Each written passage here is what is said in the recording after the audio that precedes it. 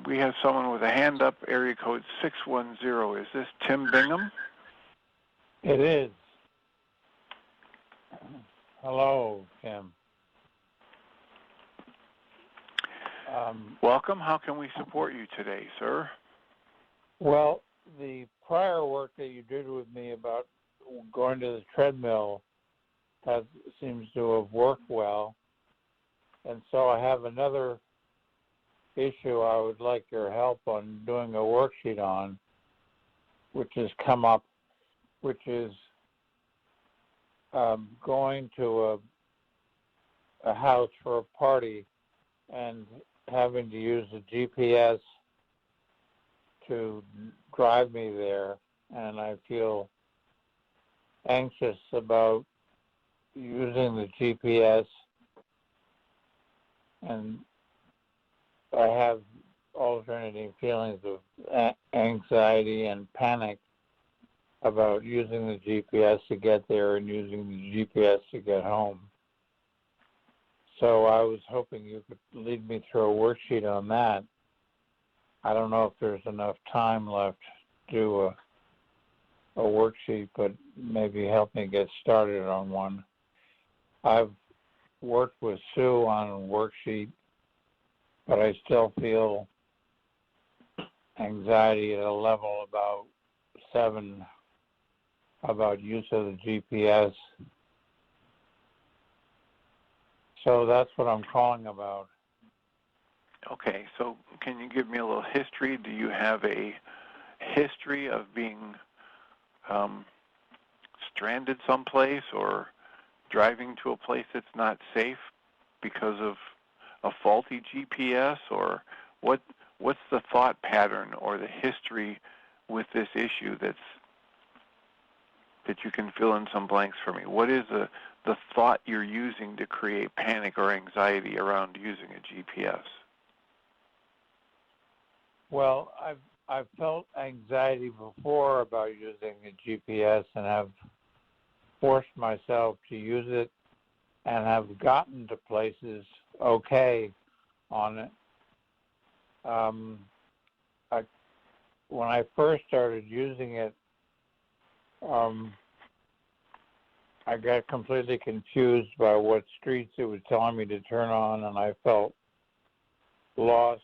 And then one time it told me to turn right, and I turned right into a driveway instead of a road.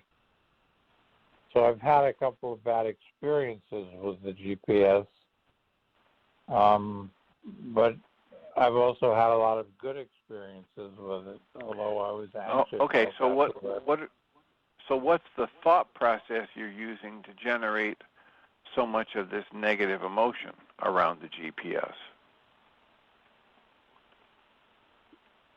The thought is that the GPS may not enable me to get to where I want to get. And then what? What's the horrible thing that's going to happen if you don't get there right away? Then I'll be stuck somewhere and needing to use the GPS to get out of where I am and being unable to use it properly.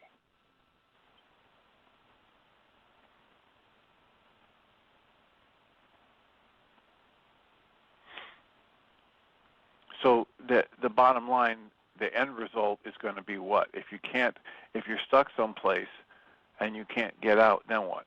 What's the ultimate tragedy that you're projecting? I'd have to call Sue to come and get me. I mean, that would be the ultimate. And is that an embarrassment? Is that a shame? Is that it's a shame, an embarrassment. Because what are you making that mean about yourself if you get lost and can't use the GPS to find your way? What would you be making it mean about you? That I'm a bumbler. Okay, there you go. Inept bumbler. Okay, so the real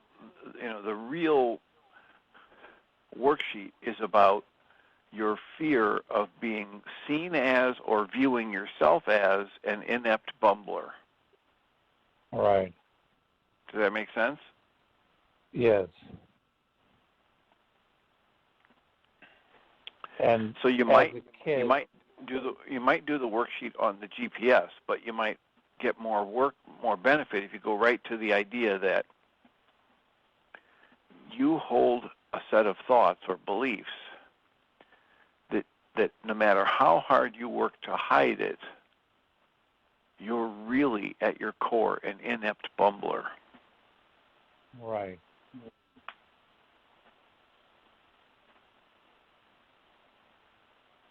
And as a kid, my father saw me as the bumbler, and I wasn't good at a lot of things like baseball, and I can remember my father looking at me with scorn over being a bumbler and being ashamed of it. I wasn't good with mechanical things and gadgets, and felt inept quite a lot of the time. Okay, so you could frame out a worksheet where the thought is, I'm an inept bumbler. That's 1D. Yeah, right. And the trigger is that I have to go someplace and use GPS to get there. Right. And the emotion is the fear or terror that it's going to be revealed that I'm an inept bumbler. Right.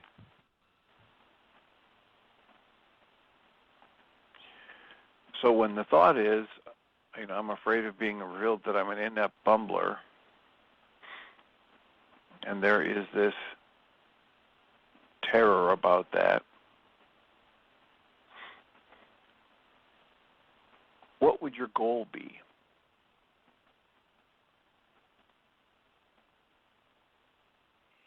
My goal would be to get to where I want to get with the GPS.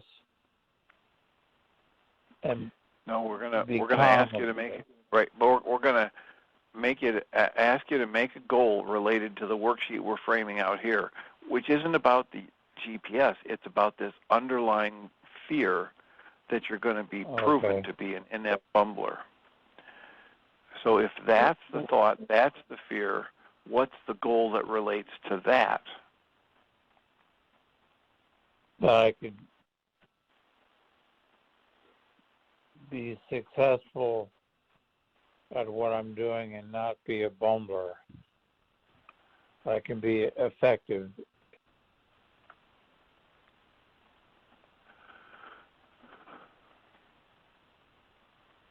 So I would suggest that you write the goal that you want to feel the truth of your intelligence and competence.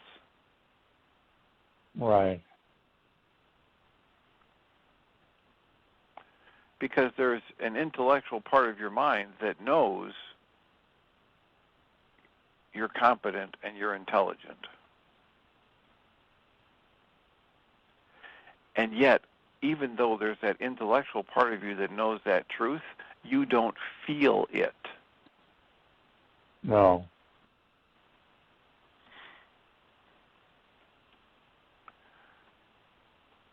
So when I've worked with people in situations like this before, they end up getting more out of the worksheet when they address the goal not to be competent, because you're already competent, but to feel, to know and feel your competence. Yes. And when you set that goal up and then you give yourself time to go into that little meditation that we recommend, you will when you cancel that goal, cancel the need to be right, but the goal is about feeling and knowing and feeling your competence, you'll get access to a different part of your mind than if you keep saying, I want to be competent. Because there's a part of your mind that already knows that you're competent. Being competent isn't the issue. Feeling the truth of your competence is the problem. Yeah.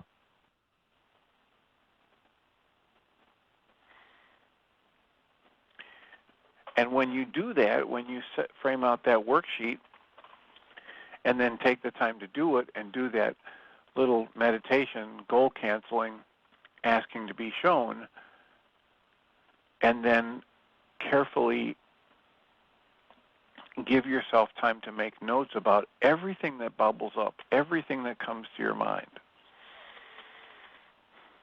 from whatever age, whether it's a glance that your father would throw at you that you registered as disgust, or a time when you actually were competent and he didn't acknowledge it, whatever it is, just make the notes. Ask to be shown, cancel the goal, open yourself to feel it fully, and just note whatever bubbles into awareness. That's how to move forward with this work.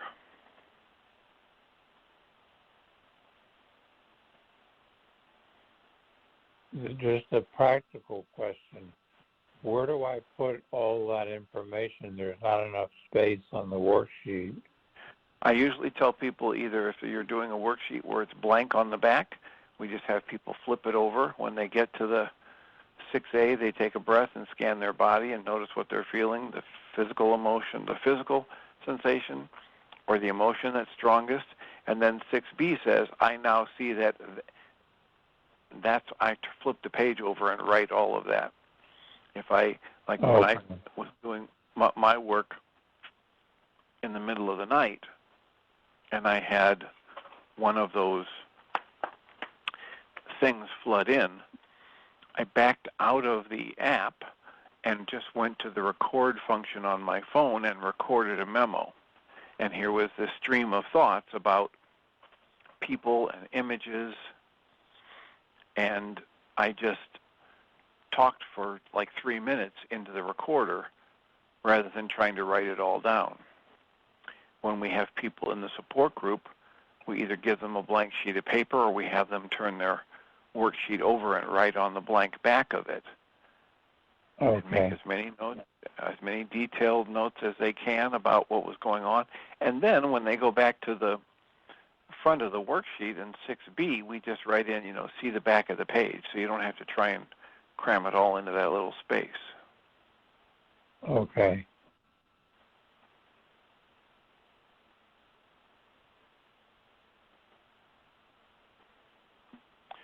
So does that give you enough to work on? Yeah.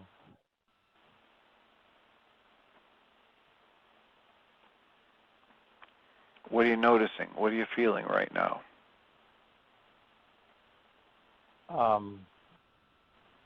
I'm feeling that I won't be able to remember what you said at different places on the worksheet, and I'll be flummoxed.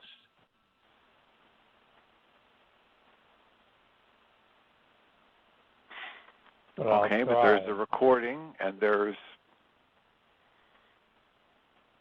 you can go back and listen to the recording, or you can get input from Susan, your wife. Yeah.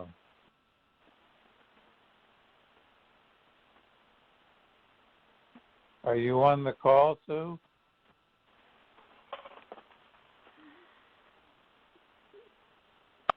She's in a separate room.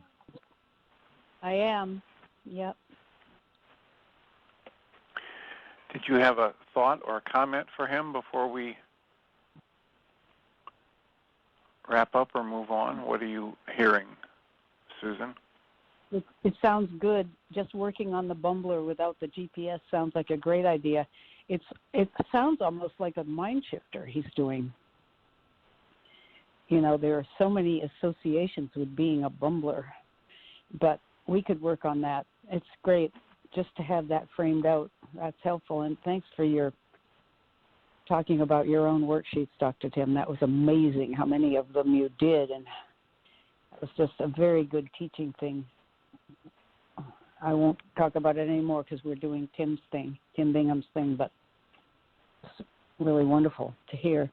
Yeah, I just think the idea of using an extra sheet of paper and all that and just letting the mind go where it needs to go.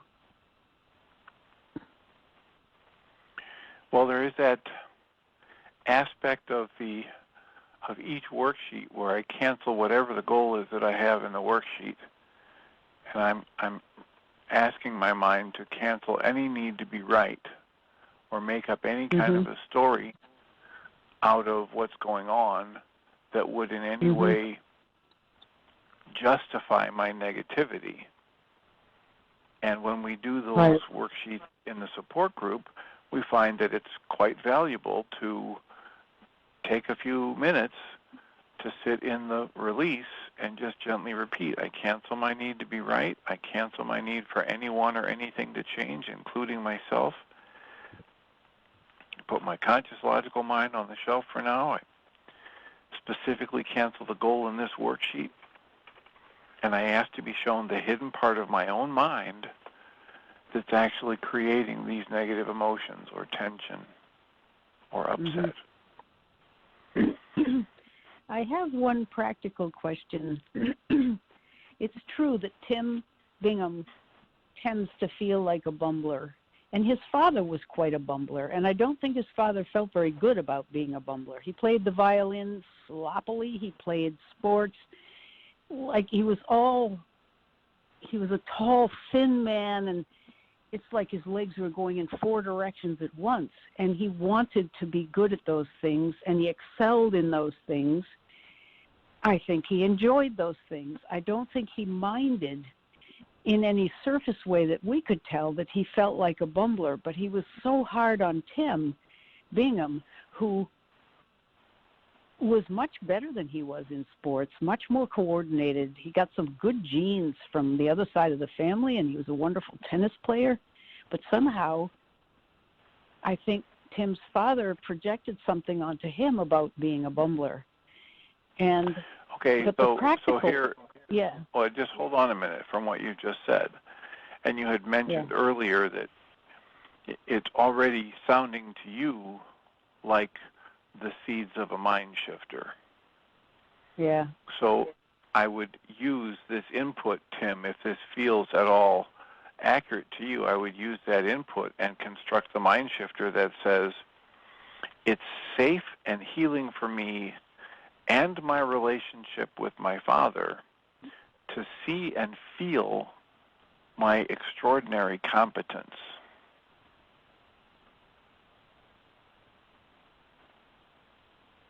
Okay, and do that as a MindShifter. As a MindShifter.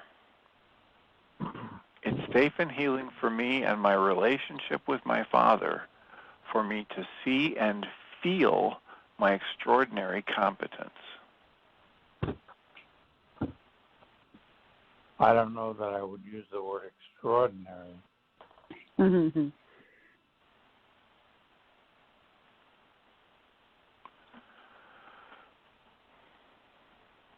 Okay, I'll write that down. Why is that, sir? Well, I've felt. Why is that? I've felt at times competent, but not extraordinarily competent. That seems like an exaggeration. And seeing yourself as a bumbler isn't?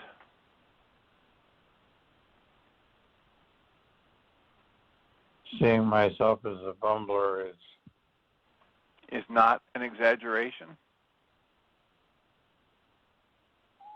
And of course it is an exaggeration based on what Susan just said, and she's known you for a while. You guys have been together, 2 or 3 years already? 52. God. 52 years. So she knows a little bit about you, and she just said that you were far better at these things than your dad. And yet you have a fear of being judged by him, or you have the echo of the memory of the many times you were judged by him as a bumbler, etc. So from the For What It's Worth department, when you're pushing back against any part of a MindShifter, if it's for any reason other than to tune it to get even stronger emotions coming up, then leave it the way it is.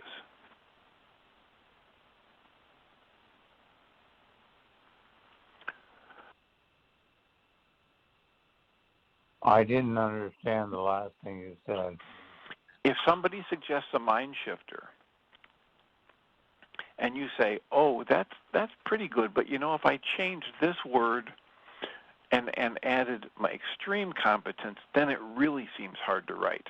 Go ahead and do it, because it's making it harder to write, because it's resonating a stronger emotion. But if it's for any other reason, don't change it. Go with the words that stir up the strongest emotional response in you and let yourself write about that. We're looking for the strong resonating energies.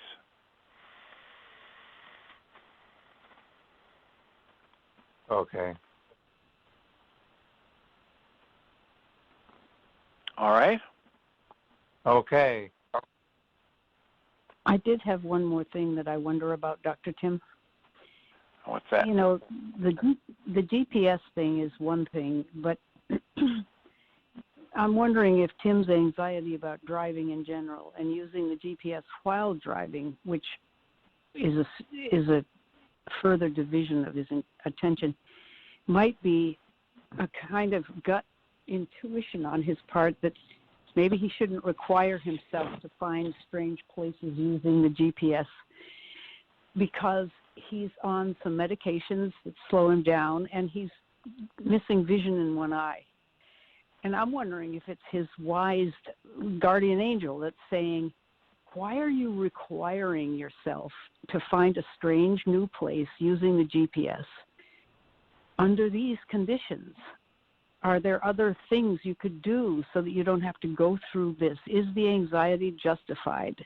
Now, the anxiety is justified. I mean, the anxiety is, Tim gets a lot of anxiety for different things, and it might be appropriate to get rid of that anxiety. I'm not sure this anxiety isn't a good thing in some ways.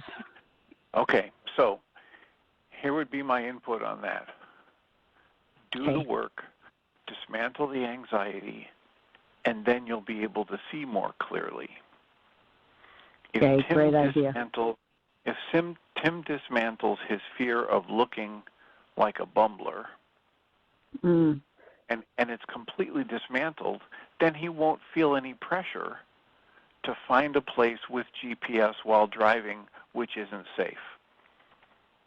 He'll say, "Oh, I'm at an age and my eyesight is such that that's not a good idea for me." And it'll have no connection to feeling like, "Uh-oh, you know, if I ask for help, then I'm a bumbler. And if I can't do it right, then I'm a bumbler." Think about the worst part of the whole scene when I asked Tim to push it to the extreme. What would happen then? What would happen then? What would happen then? The worst part of it was he would have to call you for help.